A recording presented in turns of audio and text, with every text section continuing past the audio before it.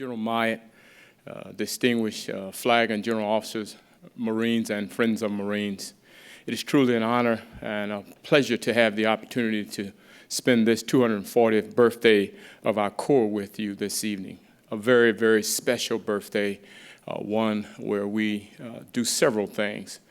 We remember those who've gone before us, we remember our history, and then we take time to reflect on those who've gone before us, and then we take the time to rededicate ourselves and then recognize. And so I would like to take just a few minutes to do all of the above.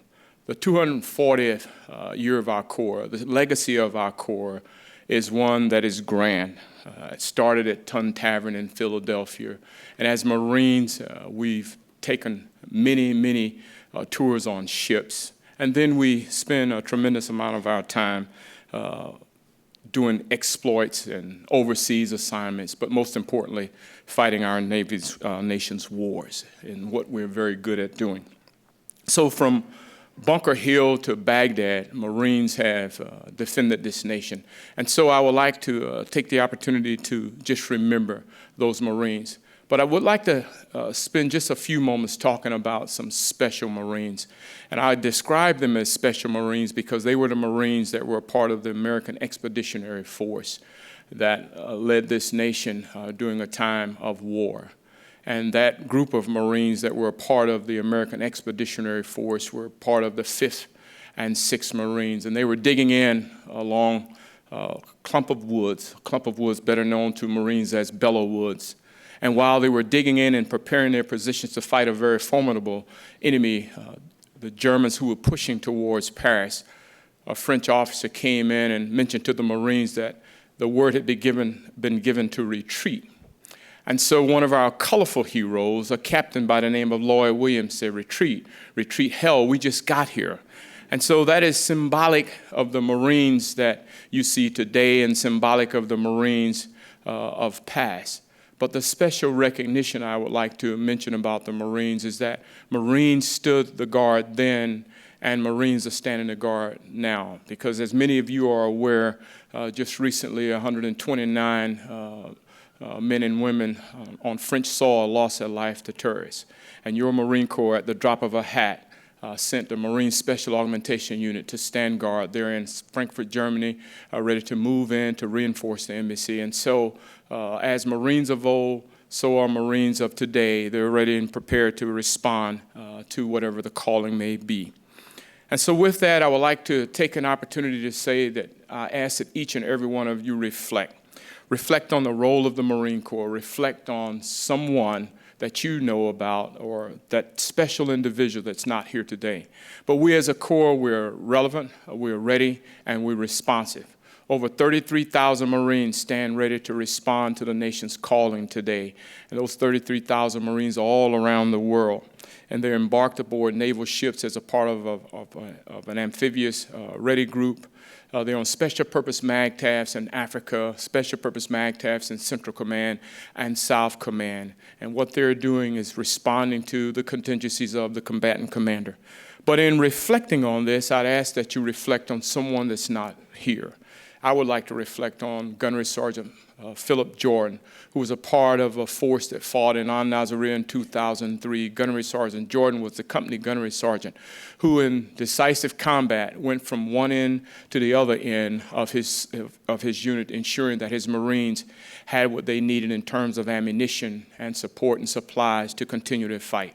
He lost his life during this fight and received the Silver Star for his heroic actions. And I know each and every one of you have someone that you know of that you can reflect upon.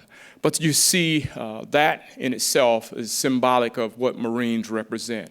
When you hear the phrase or term, sending the Marines, it's not just a trendy slogan, but it's a way of life for Marines. And for this past year, in 2015, your Marine Corps has been involved in a tremendous amount.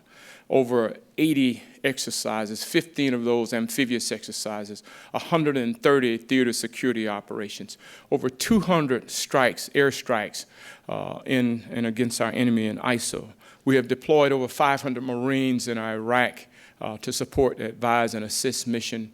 And many of you recall that when we had a humanitarian disaster relief in Nepal, your Marine Corps was there, and the same that occurred in Saipan. And so today, your Marine Corps stands ready. We're doing training and assist missions in the Philippines, in Jordan, and the United Emirates to ensure that we build partner capacity and maintain what we need to be able to go forward and execute that mission. So as we think about our Corps, we reflect on what the Corps may need. As we modernize the Corps, we're modernizing our Corps with the latest in aircraft. We're modernizing our Corps with the latest in vehicles that we may need to respond to the great challenge that would come before us, so that we, as a Marine Corps, can not only survive, but be prepared to fight. And as we think about this highly technical world that we live in, our Marine Corps is preparing themselves with UASs, ones that fit in the palm of your hand and ones that are the size of a car. But it's not capabilities and equipment that I like for you to reflect on. I want you to reflect on the Marine, because it's the Marine that makes the difference in the fight. It's the Marine that makes the difference in the battle. And so with that, I ask that you also think about a rededication. As Marines, when we have birthday balls, it's an opportunity to rejuvenate ourselves, but it's also the opportunity for us to rededicate ourselves, rededicate ourselves to our cause, to who we are and what we represent. And we often talk about courage, honor, and commitment. Those are not just words, but that's a way of life for us again. Those are the principles that represent our United States Marine Corps. Each and every Marine is transformed either in Paris Island, San Diego, or Quantico, and that transformation is permanent. And it's permanent for several reasons, because we truly believe in what the spirit of patriotism of this nation represents.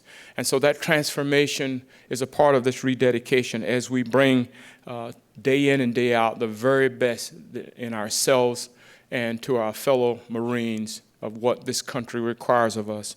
And so those unique qualities that we have grown to appreciate as Marines are very, very special. And finally, I'd say that we all recognize, and for me particularly, I would like to take this opportunity to recognize all of the beautiful ladies that are here. Marines do know that it is the ladies that stand by us, that provide us the type of support that we need so that we can go out and do the business that we need to do. And so I would ask that all of our men take the opportunity. Let's give these ladies a round of applause.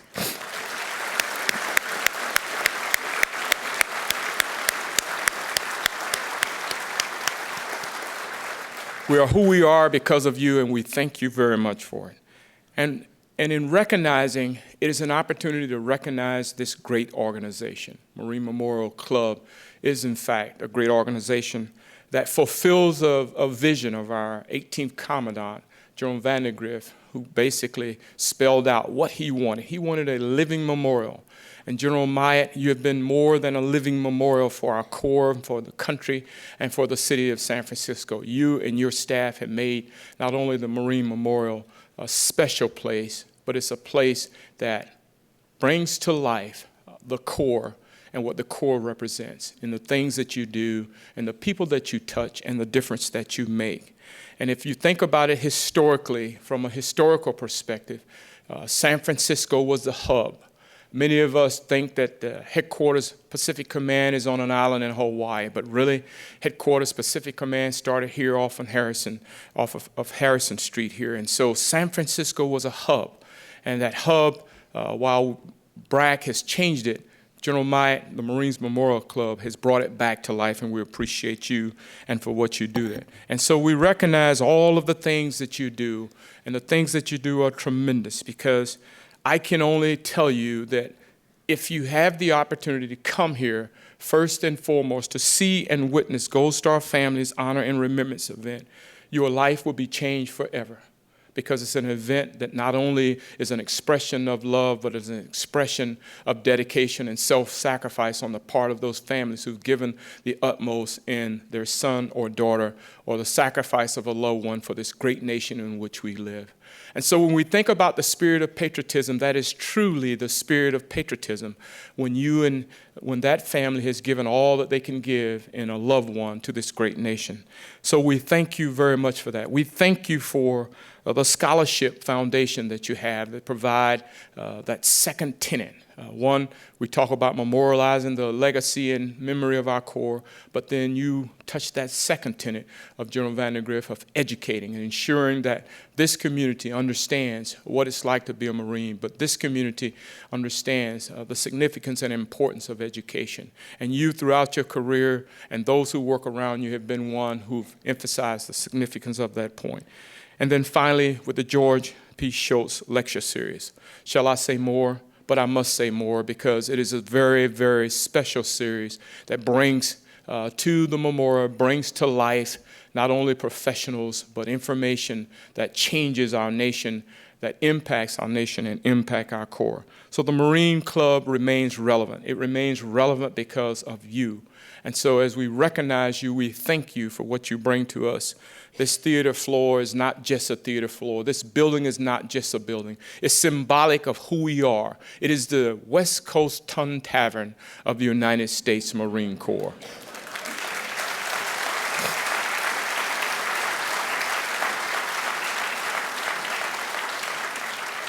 And I know when we think of Tun Tavern, we think of drinking. And that's okay too. But it's a Tun Tavern of history. It's a Tun Tavern of symbology. And so as you look at the flags around you and you look at that eagle, globe, and anchor, I ask that you don't look at the American flag or the Marine Corps flag and think of the battle streamers on it. It's just battle streamers of campaigns. But those are battle streamers of campaigns of Marines who have given the utmost in their life to a Corps and to a country. And so as you look at the eagle, globe, and anchor, you look at the eagle, globe, and anchor, and you see in the beak of the bird our motto of Semper Fidelis.